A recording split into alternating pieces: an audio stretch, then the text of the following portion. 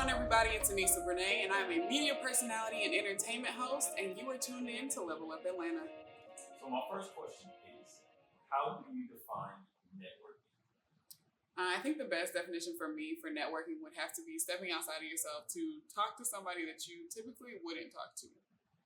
I think where I get lost in the sauce is when I put what the person does before the person. So that's probably my biggest flaw when I do network. Do you think there's any misconception when it comes to networking? I don't think misconception is the right word per se. I think it's just a lot of people they get inside themselves, they get in their own mind, and they already tell themselves, I don't know how to do this, when really it's just talking like they would to their regular best friend. It's nothing different. It's a regular conversation. But again, I think a lot of people are like me. They put what the person does before they put the person. So they forget at the end of the day, we're all just regular people or ordinary people if, you're into John Legend. But they put that before everything. And so they're like, oh my gosh, I have to talk to this person this type of way because of what they do. They still like to laugh. They still like to have genuine conversations. Don't let the dollar amount fool you, Cap City. Are you ever nervous when you network? All the time. I'm nervous right now. That's great. How do you deal with that? How do you kind of get through that? There's a little voice on my shoulder that's like, just be yourself a lot of the times. And I've been told I'm pretty funny. I like to make people smile. So I just have to tap into how would I want to be approached versus what do I want to get from this situation. If I get nothing else, at least I made you smile. So the next time you see me, you remember that interaction. Have you ever tried to connect with somebody and it went super left? Oh, of course. In the very beginning, when I first started getting into the media and entertainment industry, I would try to connect with the people who were already at the top instead of connecting to the left and to the right of me.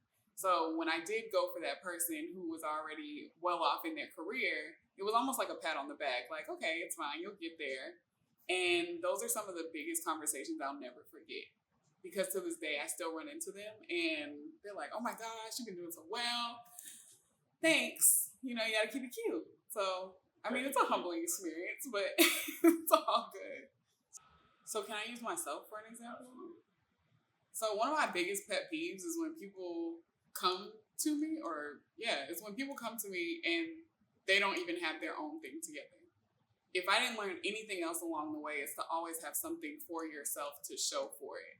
I run into a lot of artists who are like, oh yeah, I'm an artist. Okay, well, where's your music? Well, we just took it down because I wasn't feeling it anymore and I'm rebranding. You have nothing to show, so you're just another artist to me. And again, if you're just off rip telling me that that's what you do, then I need to see the work. I would have to say it was in college. I was really getting into and understanding what Instagram was really for as opposed to just posting pictures. And I came across Bella. And she's a social influencer. She got a ton of followers. Now she's my good sis. But she posted something for an Instagram contest for somebody to come do a photo shoot with her for a hair company. So I'm like, okay, well, I've never had weave before. I'd love to try it out, but I'd also love to do it with her. So I posted this picture. I had a headshot because at the time I was leaving college, shout out to West Georgia, every weekend to go do modeling and acting classes. So I had headshots, I posted them on Instagram, and then I created a hashtag who is Anisa Brenee, just to get people to ask who am I, because we do that already. So I reached out to a few friends. I was like, hey, can you repost this picture for me? Use the hashtag, tag Daybella, tag Daymom, that's her mom, and hopefully we can make this happen. So I looked up a few hours later and it was like over 100 people had reposted my picture, tagged them in the comments, just stuff. And I had never used Instagram for that before, but it was amazing to see that the people I was closest with would actually go through and repost it, and it worked.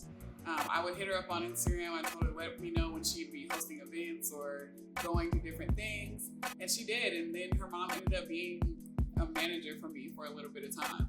So I stayed connected with them in that way, and then that just opened up to me meeting a slew of different people, just you name it. Social influencers, a lot of people who I still follow to this day. So at the time, this was around I want to say 2014, 2015. I connected with Yes, I'm Pretty B. She has a song, Follow Me. She'll jump around in the pink robes and the bonnets. Follow me, don't follow me, all of that. So we connected over FaceTime because she was on the phone with Dave's mom as well. And Dave's mom was trying to make sure that we connected.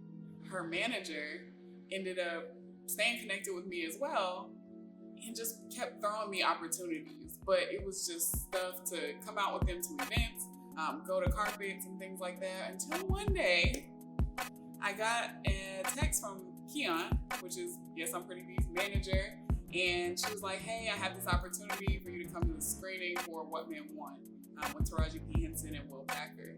So I was like, okay, cool, whatever, no big deal. Screening, I'll go. Maybe I can cover it. So I get a call a week later because at this point I'm thinking, oh, well, this isn't happening. I get a call and it's actually Viacom this time. And mind you, at the beginning of the year, I told myself I didn't give myself too many goals, but I wanted to make sure that I worked with bigger brands. Got a call from Viacom and they wanted me to come to the screening. They asked me on the call, did I want to cover the event? And initially I was like, not really, but I didn't say that to them. I just went ahead and said yes. Get to the screening. It's way bigger than I ever anticipated. Taraji P. Henson was there. Will Packer was there. So of course my mind is blown. Get there and they asked me if I wanted to interview Taraji P. Henson, Will Packer, and Adam Shankman the next day. So of course I'm freaking out. Like, I don't know what I'm gonna wear. I don't know how this is gonna happen. I ended up getting to bring my mom to the premiere, and she's never been out to anything with me before, so that was really dope for her to experience that with me. So that was the first time really connecting and staying connected with somebody actually worked in my favor. And also saying yes to something that I wasn't totally comfortable with. I would have to say, just do it. Everybody's out here wearing Nike, but they're not doing anything proactive, okay? I know you like the brand, but they also have a slogan that you should probably live by. And that's just stepping outside of yourself and connect with that person that you literally probably stalk on social media, and they're in your face right there. Just say what you have to say, get it out, introduce yourself, capture their attention. Doesn't necessarily have to be a rehearsed elevator pitch. Just do it. And then the other thing is, make sure you connect with the people who are to the left and to the right of you. If you're on a college campus, step outside of your major or your minor to connect with somebody who may be, at least for me, a computer science major. You never know if you're gonna need that website. You never know if you're gonna need a nurse, because Lord knows, my family friends, they have diagnosed me over the phone a whole lot. So I just thank God for these relationships and just being able to look to my left and to my right for longevity